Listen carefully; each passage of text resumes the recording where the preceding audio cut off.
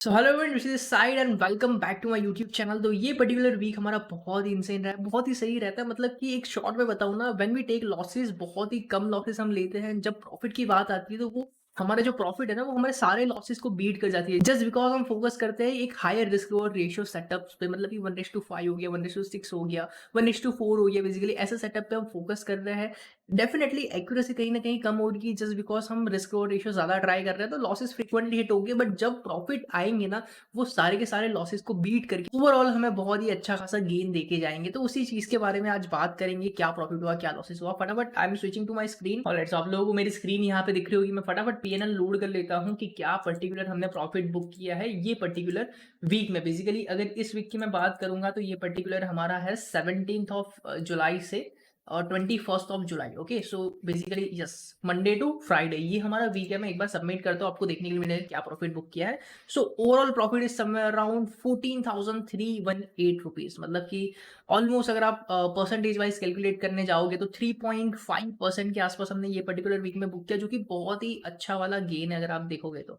And आपने मेरी Insta stories पे भी देखा होगा कि एक वीक में हमने 19,000 बुक किया था, देन बाद में जाके अगेन 14,000 कैसे आ गया। तो एक लास्ट हमने एक लॉस लिया था ऑन फ्राइडे।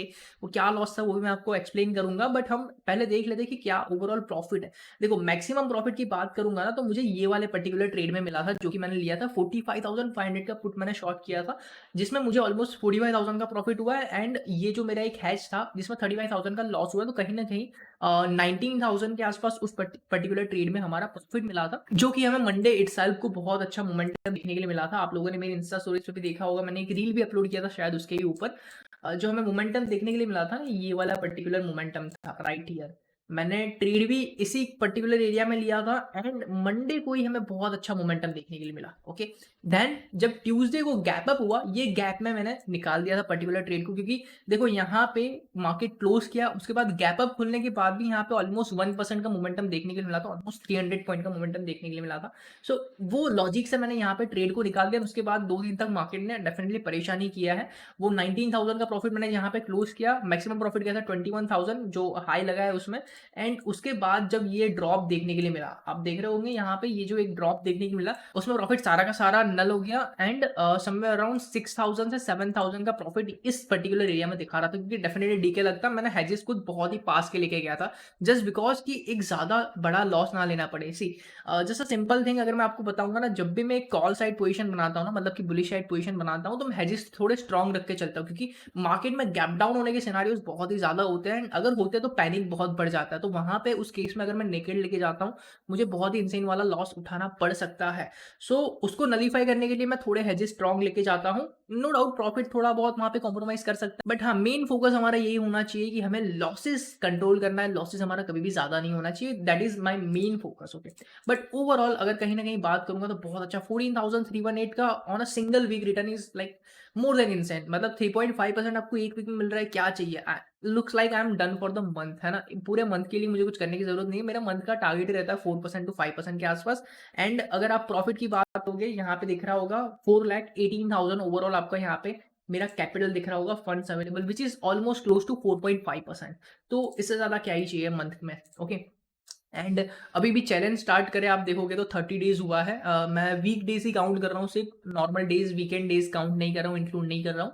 तो उसके हिसाब से एक बहुत ही अच्छा गेन है। देन अगेन आप यहाँ पे देखोगे ना, मैं एक यहाँ पे वीक रेंज को शॉर्ट करूंगा, विच इज फ्राइडे। फ्राइडे देख मैं इसलिए दिखा रहा हूँ कि फ्राइडे को हमारा एक 1% का बड़ा वाला लॉस हुआ था, जो कि है 4,284 रुपीज। ये भी बहुत अच्छा ट्रेड बन सकता था, बट ये मिस क्या हुआ यहाँ पे देखो, मैं आपको निफ्टी में दिखाता हूँ यहाँ पे क्या हमने मिस किया। निफ्टी में बेसिकली मैंने ये ट्रेड लिया था, आपको यहाँ पे दिख रहा होगा। निफ्टी का मैंने शॉर्ट किया था समवेयर अराउंड 19,800 का कॉल। सो मैंने शॉर्ट किया था पर्टिकुलरली ये वाले एरिया पे, यहाँ कहीं पे। ये जो ब्रेकडाउन हो रहा था ना, मार्केट ने बहुत एक अच्छा यहाँ पे पॉज भी लिया, इनसाइड बार भी बनाया, उसके बाद ब्रेकडाउन कर रहा था। मैंने एग्जैक्ट इस एरिया पे एंट्री लिया, बहुत अच्छा यहाँ पे प्रॉफिट वेंटअप भी हुआ था 2,000 रुपीज के आसपास। उसके बाद यहाँ से पूरा रिवर्सल हो गया एंड इस एरिया पे मेरा स्टॉप लॉस था, मैंने यहाँ पे स्टॉप लॉस ले लिया। सो बेसिकली यहाँ पे हमारा एक लॉस हुआ था, जो कि था ऑलमोस्ट 1% का 4,000 रुपीज का। उसके पहले हाँ, थर्सडे की बहुत इंपॉर्टेंट बात जो मैं आपको बताना भूल गया। थर्सडे को बहुत अच्छा प्रॉफिट हो सकता था। मैंने बहुत टाइट एसएल को ट्रेल किया एंड मैं वो ट्रेलिंग एसएल में निकल गया एंड मेरा ऑलमोस्ट 400-450 रुपीज़ का लॉस हुआ था। देखो, ग्रॉस पीएनएल 450, ब्रोकरेज मिला के 568 का लॉस हुआ था, जो कि ट्रेड था पर्टिकुलरली बैंक निफ्टी में। बहुत अच्छा ट्रेड था, डायरेक्शन बहुत अच्छे से मुझे क्लियर थी, बट मैं बहुत ही हरी में निकल गया उस ट्रेड से। देखो, मार्केट एग्जैक्टली यहाँ पे खुला, ओके, एग्जैक्टली यहाँ पे खुला, डे लो से सस्टेन करके ऊपर जा रहा था। मैंने इसी कैंडल में ट्रेड लिया था on a 5 minute time frame, basically छोटे टाइम फ्रेम पे ट्रेड लिया था एंड मार्केट यहाँ पे बहुत ज़्यादा कंसोलिडेट कर रहा था।